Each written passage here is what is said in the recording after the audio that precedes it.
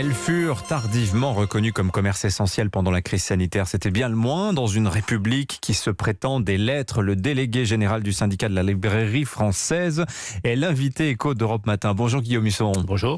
Bienvenue sur Europe 1. Vous représentez 600 librairies indépendantes en France qui réalisent quoi, à peu près le tiers du chiffre d'affaires de ces librairies indépendantes ? Même davantage. Nous en sommes à 700 adhérents et ce qui représente à peu près les 3/4 de notre réseau. Alors je mets à jour le chiffre, donc voilà. 700 librairies représentées. Ça a été une année assez mouvementée pour les librairies, commerce dont on a rarement autant parlé. C'est plutôt une bonne nouvelle, d'abord parce qu'il y a cette bataille pour la reconnaissance que vous avez remportée cet hiver. Il y a en ce moment la bataille de la concurrence qui se joue cet automne contre Amazon, ils ne vont pas citer son nom. Mais d'abord peut-être les bonnes nouvelles, les librairies de quartier vont bien, Guillaume Husson, il faut le dire.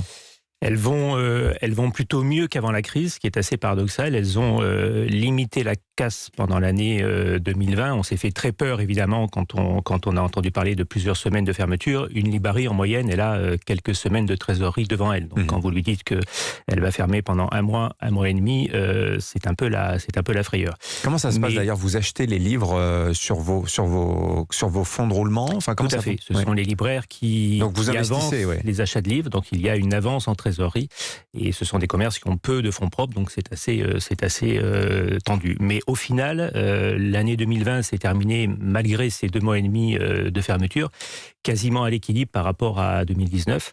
Et ça, grâce à un engouement des clients, très clairement, qui sont revenus en masse à chaque déconfinement. Et cette tendance se poursuit, puisque depuis le 1er janvier 2021, la profession, en moyenne, est à plus 15%. Alors, par rapport à 2019, on se compare... Dernière année normale, on va dire. Voilà. Mais toute la question pour vous, c'est on a applaudi les soignants, puis on les a oubliés. Vous craignez que ce soit un feu de paille, ce retour des Français dans les librairies indépendantes ? On le craignait début 2021 quand les théâtres, les cinémas ont rouvert, quand tout un chacun pouvait repartir en week-end, recevoir des amis. On se disait ça va revenir au niveau habituel, et puis non. Donc on espère bien que cette tendance positive pour les librairies et pour le livre en général puisse perdurer. Oui, l'oisiveté est mère de lecture, si je puis dire. Vous craignez que le retour des activités normales... manifestement, les gens ont dégagé du temps. Je ne sais pas s'ils ont dégagé plus d'oisiveté. C'est compliqué. Ils se sont remis à travailler, je pense, avec acharnement. Mais manifestement, ils ont retrouvé du temps et du plaisir à lire. Intéressant, c'est de voir ce que les gens achètent. On en a beaucoup parlé au moment de la mise en place du Pass Culture pour les jeunes, rebaptisé rapidement Pass Manga, puisque ce sont les bandes dessinées qui progressent le plus en termes de vente dans vos librairies, et notamment le manga. C'est 1 BD sur 2 aujourd'hui. Clairement. C'est la bande dessinée qui tire le marché. Alors pas seule. Pendant l'année de confinement, de crise sanitaire, les livres pratiques, par exemple, ont très bien fonctionné. Et la littérature, les sciences humaines, qui sont un peu les poumons des librairies indépendantes, fonctionnent très bien aussi. Mais c'est vrai qu'il y a un phénomène bande dessinée. Sur le Pass Culture, l'atout des librairies, c'est quand un jeune rentre avec son Pass Culture dans une librairie, c'est effectivement majoritairement pour acheter du manga, mais les libraires peuvent l'amener, non pas que le manga ne soit pas une mauvaise lecture, ne soit pas une bonne lecture, bien évidemment, mais le libraire peut l'amener sur des livres susceptibles de l'intéresser, sur la planète, sur les questions d'égalité entre les femmes et les hommes. Voilà. Ça fonctionne en librairie parce qu'il y a de l'accompagnement et parce qu'il y a du conseil. Alors, il y a cette autre bataille dont je parlais en introduction, la bataille des frais de port. Il y a cette loi Lang qui date d'il y a 40 ans, en 81, qui impose le prix unique sur les livres neufs fixés par l'éditeur, avec l'avantage évidemment de stopper la distorsion de concurrence, qu'il n'y ait pas de vente à perte qui puisse être pratiquée par des acteurs plus puissants que vous. En revanche, maintenant, la bataille se fait sur les ventes en ligne, sur les frais de port. 1 centime pour les grands acteurs du e-commerce. Quand vous, c'est combien ? C'est en moyenne pour la même livraison, c'est-à-dire pour la livraison qui est facturée par les grandes plateformes, 1 centime d'euro au client. Le libraire, ça lui coûte 7 euros. 7 euros, donc c'est pratiquement le prix, voire le tiers du prix d'un grand livre. C'est la marge du libraire. C'est la marge du libraire. Voilà. Vous demandez, qu'est-ce que vous demandez concrètement ? En fait, on demande un rééquilibrage de cette concurrence, puisque les grandes plateformes font manifestement du dumping pour capter des parts de marché, pour évincer les libraires du marché de la vente en ligne.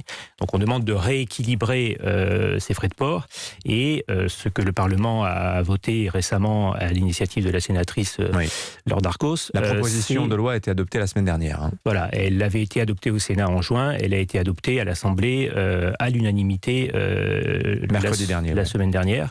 Et donc, la loi fixe un minimum de frais de port. Donc, tout le monde devra facturer au minimum un montant qui va être discuté maintenant sous l'égide des différents ministères. C'est important de ce montant qui sera retenu parce qu'il y a cette question qui va se poser désormais, Guillaume Husson, si les frais de port sont trop élevés, est-ce que ça ne risque pas de casser la dynamique des ventes en ligne, dont aujourd'hui les libraires indépendants tirent également profit. Beaucoup se sont mis à la vente en ligne pendant le confinement notamment. Nous, clairement, notre position, c'est pas de souhaiter en soi que les frais d'achat d'un livre augmentent, bien évidemment. Mais que vous n'ayez pas à rogner sur votre marge quand qu'on n'ait pas à rogner autant sur notre marge. Et ce qui n'est pas normal aujourd'hui, c'est la gratuité des frais de port. Qui peut imaginer qu'une livraison soit gratuite ? Enfin, elle n'est pas gratuite depuis 2014, mais c'est vrai qu'il y a un centime symbolique. Un centime d'euro depuis la loi, effectivement, de 2014. Donc, notre position, c'est de dire, mettons les frais de livraison des livres au même niveau que pour les autres produits sur Internet, ça veut dire entre 3 et 5 euros. Voilà, c'est la fourchette que l'on constate sur Internet. Donc il faut que les frais de livraison de livres soient dans cette fourchette-là. Et je vous repose la question, vous ne craignez pas que ça casse la dynamique des ventes en ligne ? Mais si ça la casse pour amener davantage de personnes en librairie, on ne va pas s'en plaindre. On sait très bien, contrairement à ce que certaines grandes plateformes disent, que la majorité des gens qui achètent sur Internet, ce sont des urbains et des urbains plutôt aisés. Voilà. Des urbains, ça veut dire qu'ils ont une librairie à proximité de chez eux, à quelques dizaines ou à quelques centaines de mètres. Donc, à 1 centime d'euro, on fait aussi des achats sur Internet un peu par facilité.